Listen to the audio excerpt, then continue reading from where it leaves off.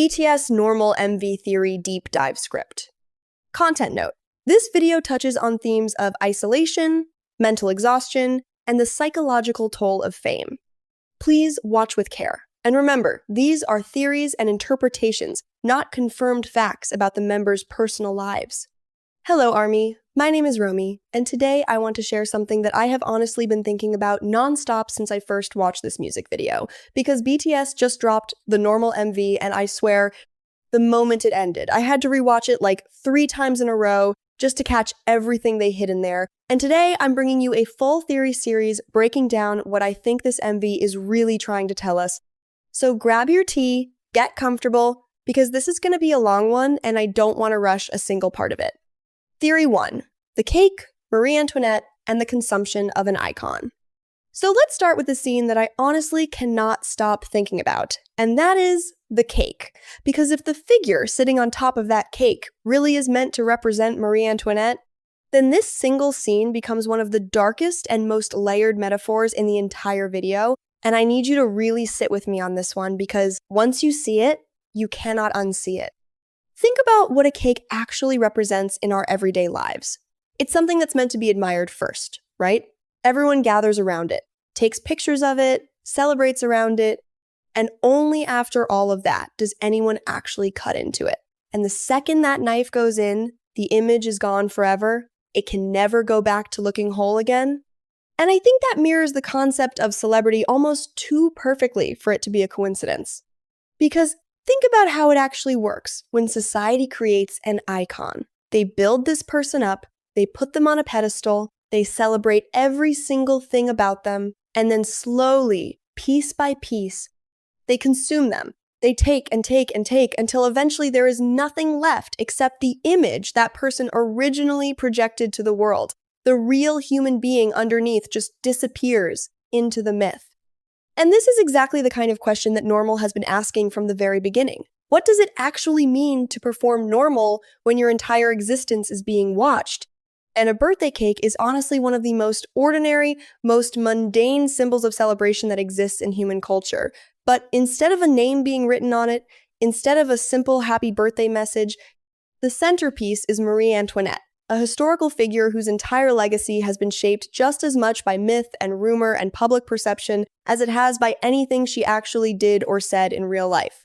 She has basically become less of an actual person over the centuries and more of a symbol, a stand-in for excess and downfall. And I think that's the point.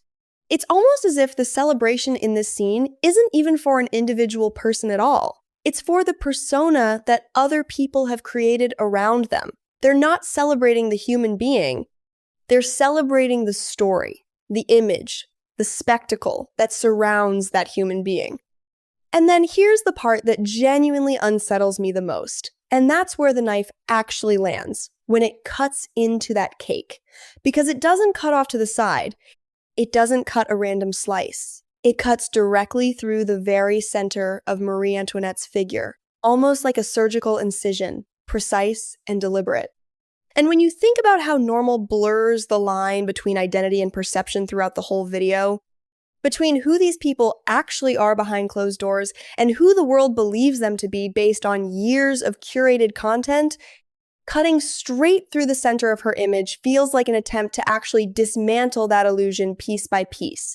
Because before you can ever reach what's real underneath, you first have to destroy the version of the story that everyone out there has already been consuming for years. And there's another layer to Marie Antoinette's story that I think matters a lot here too. Because whether or not every single story that's been told about her throughout history is even historically accurate doesn't really matter anymore. She has become a cultural icon that's remembered far more for the narrative that got built up around her than for the actual person she really was when no one was watching. And in so many ways, that's exactly what I think Normal is exploring throughout the whole video. This idea of how public figures eventually stop being seen as human beings at all and instead just become symbols, things to be admired, things to be criticized, things to be romanticized, and ultimately, things to be consumed by absolutely everyone else around them. Theory 2. Solitude versus social life. Okay, moving on to my second theory. And this one is honestly one of my favorite contrasts. in the entire MV, because there are two scenes that I think are meant to be read directly against each other. In the first one, it's just the members, just BTS, and the room is completely silent. There's no noise, no distraction, and even though they're physically together in the same space, each member almost seems to exist in his own little world. Like they're all sharing the same room, but not necessarily sharing the same headspace. And then in the second scene, everything flips. The room is completely full, there's music playing, there's laughter everywhere, there are people everywhere, there's celebration happening in every corner of the frame, and everything just feels so alive and so loud compared to that first quiet scene. But here's the thing. I'm honestly not convinced that the MV is trying to tell us that one of these scenes is real and the other one is somehow fake. I don't think it's that simple, and I don't think it's supposed to be. I actually think it's asking us a completely different question. And that question is this: can being surrounded by people ever actually replace having a genuine moment to yourself? Can a room full of noise and laughter ever fill the same space in a person that quiet solitude fills? So maybe, and this is just my interpretation, maybe Normal isn't actually trying to contrast authenticity with performance the way we might assume at first glance. Maybe instead it's contrasting solitude with social life as two completely separate things, and gently reminding all of us watching that those two things are not the same, and that you genuinely need both to feel like a whole person, and that having one does not cancel out the need for the other. Theory 3, the dome mirror and the elimination of blind spots. Now, this next one gave me actual chills the first time I noticed it, because this entire MV, like we all expected going in, is completely filled with symbolism from start to finish.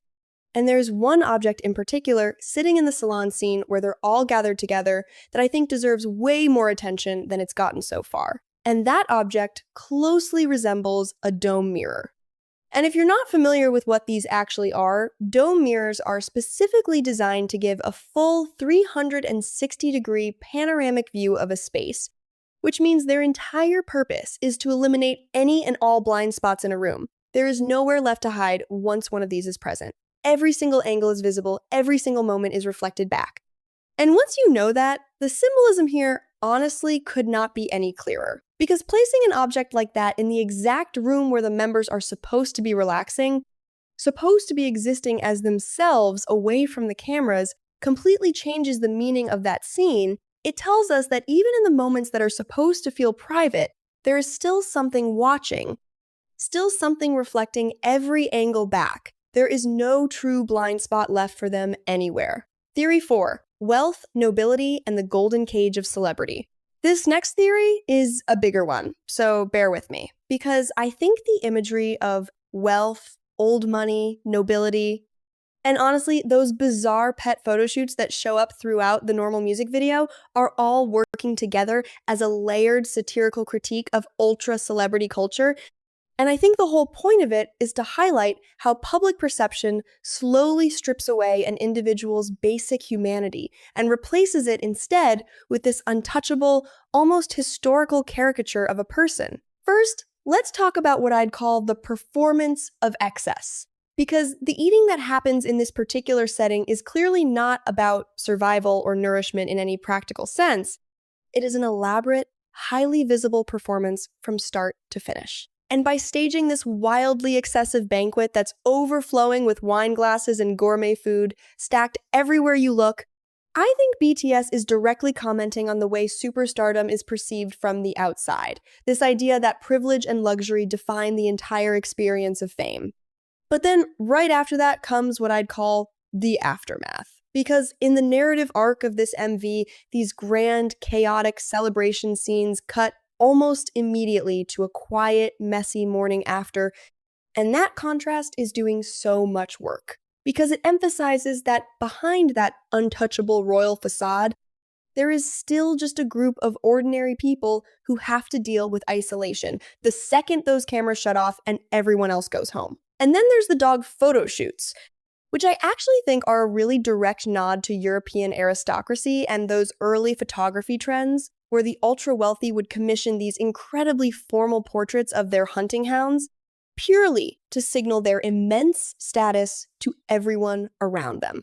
And I think the parallel here is that, just like the monarchs of centuries past, modern global idols are effectively trapped inside their own golden cages, forced again and again to perform these elite, perfectly curated versions of domesticity for an audience that's always watching, always expecting the next perfect image.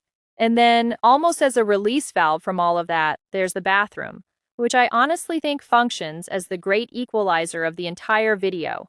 Because at the end of the day, every single human being, no matter how famous, no matter how wealthy, no matter how curated their public image is, has to do this same mundane, humanly task. And there's something almost comforting in that reminder. Royalty, when you really think about it, represents the ultimate historical paradox because it combines absolute power with essentially zero personal freedom. And by the way, for anyone curious about the visuals, this MV was actually shot at the Quinta da Francella estate, which honestly adds so much to that old money aesthetic they were clearly going for. Theory 5, the eighth person in the room. And now for my final theory, which I honestly think ties everything else together, and it starts right at the very beginning of the MV, where we see a girl throwing away pictures of the members almost like she's showing it off to the world, making a statement out of discarding them. But then later on in the video, we actually see her spending time with them like nothing happened. And I think this might be a hint at how some people who pretend to be close friends will not hesitate to sell someone's personal information the second it benefits them. And then there's the way Taehyung specifically portrays the loneliness behind the superstar image throughout this video. Because after the party ends, he wakes up completely alone in his room, hurt, exhausted, consumed by this overwhelming emptiness. And I think that's the whole point, because behind all the luxury and all the glamour that we see on the surface, there are entire parts of an artist's life that we as fans never get to see. The contrast between the artist and the person underneath, that's their normal, and in this MV, they are shown suffering when they're alone behind the scenes. And then the moment they step in front of everybody's eyes again, they are happy. Or at the very least, they are pretending to be. And you know what is honestly the most heartbreaking part of this whole theory for me? They can never truly be alone, even in the moments when they clearly wish they could be. Because if you look closely at one particular frame, there are 7 members visible, but there are actually 8 people present in that room. The 8th person isn't even the focus of the shot. It's that mirror sitting right in the center of the frame, and it doesn't interact with any of them at all. It's just there, silently reflecting everything back. And that made me wonder if that's really what Normal is trying to say to us, because after 13 years of being in the public eye, maybe there is always someone else in the room, whether that's a manager, a staff member, security, a camera, or just someone waiting around for the next schedule to begin, and not because anyone is doing anything wrong, but simply because that is what life looks like at this level of fame. And the most heartbreaking part of all of this, at least to me, is that their presence isn't unusual anymore. It has become completely normal, and maybe that's the real irony hiding behind the title of this whole project. Because when your entire life has been lived under constant observation, being completely alone stops being your normal. It becomes the exception instead of the rule. So my overall interpretation of Normal, when you pull all of these theories together, is that it's really about the contrast between the performance and the person underneath it. The BTS we see on our screens are sharp, smiling, camera-ready in every single frame. But the BTS that exists behind closed doors looks tired, looks messy, looks completely and utterly human, and I want to be really clear that neither version of them is fake. Both are real. It's just that only one of those versions is constantly, endlessly expected of them by the rest of us. That's everything I've got for today's theory breakdown, Army. Let me know in the comments which one of these hit you the hardest, because honestly, writing this one hit me pretty hard too. See you in the next video.